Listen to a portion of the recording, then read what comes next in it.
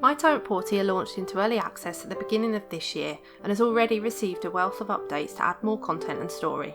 If you want to know more, keep watching and we'll take you through 10 things you can do in My Time at Portia that just weren't possible at launch. If you thought your house wasn't big enough, you can now upgrade it 3 times. Each expansion adds new features, including more rooms and a second floor.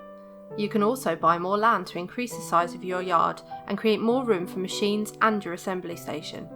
Speaking of which, you can now upgrade the assembly station to level 3, which will unlock more blueprints for craftable items. You'll also want to ensure you have enough space for a stable, a shed and a coop if you want to keep horses and livestock. More on that later. Portia is a quiet little town set in a post-apocalyptic world, and since launching into early access, we've added new locations for you to visit. Head to the desert, where you'll encounter new creatures and enemies, as well as a new dungeon and ruins to explore. Then, there's the harbour. You'll need to help the Mayor of Portia rebuild this location in all new story missions. And the most recent location to be added, Starlight Island. You'll find a new dungeon to explore here with its own inhabitants to get past.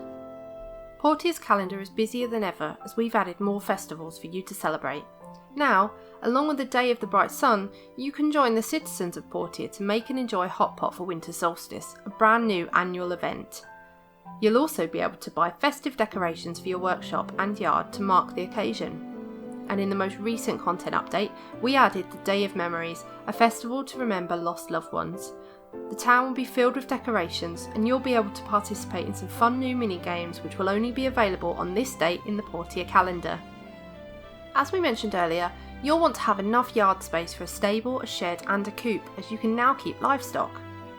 Farmer McDonald has cows, sheep, chickens, ducks and horses for sale, so you can have your own farm too. Owning a horse also gives you an alternative method of transport in and around Portia, and you can train them to increase their stats. You'll want to look out for the new Portia Land Race too. This is an annual horse racing competition where you can earn badges to spend on things like exclusive outfits. As for pets, you may have already taken in Pinky the stray cat, but if you're more of a dog person, then you'll be excited to meet Scraps, Portia's prettiest pooch. As one of the builders in town, you can help the citizens of Portia by rebuilding their museum. Any relic pieces you've mined can be put back together using the recovery machine in the research centre. Then you can display them in your workshop or donate them to the museum. Remember the colourful llama that run around in the fields outside Portia town? You can now tame them. Catch yourself a pet llama to ride around on as a fun alternative to a horse. We've also introduced a new kind of llama, the cotton llama. This impressive beast can also be captured and tamed, but it will be a little bit trickier to catch.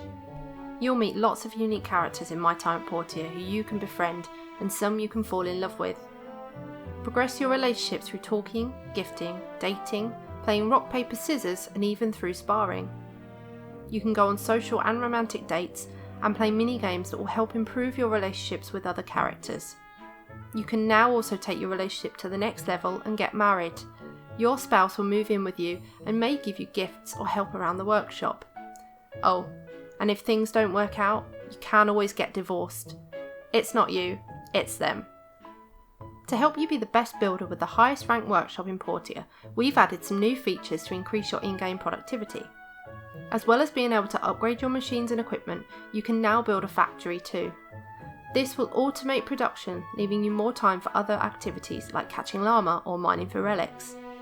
We've also upgraded the storage box system, so you can store all your items, from raw materials and relic pieces, to crafted products and food in multiple boxes, and then access and sort your entire inventory from one screen. There's beautiful scenery and visuals in My Time at Portia, offering plenty of photo opportunities. The new camera mode allows you to take photos of the landscape, the people and the creatures of Portia. If you build up your relationship with another character, you'll be able to take group photos too. You can choose from different poses, adjust the distance and change the angle to get the best shot. Once you have the camera, you'll also get the photo album, which has spaces for photos of people, places and creatures. So if you fancy yourself as an amateur photographer, snap away and see if you can fill the whole album. We've expanded the character customization options since My Time at Portia launched into early access. We've added new hairstyles, new outfits and new accessories. Some of these will add ability perks and look great too. And if you get bored of your hairstyle, you can now visit the barbershop in Portia town for a change of cut or colour. There are many more improvements to come to My Time at Portia, including the brand new martial arts update. Look out for it this September. My Time at Portia is currently available in early access on Steam and will be coming to Nintendo Switch, Xbox One and PlayStation 4 at a later date.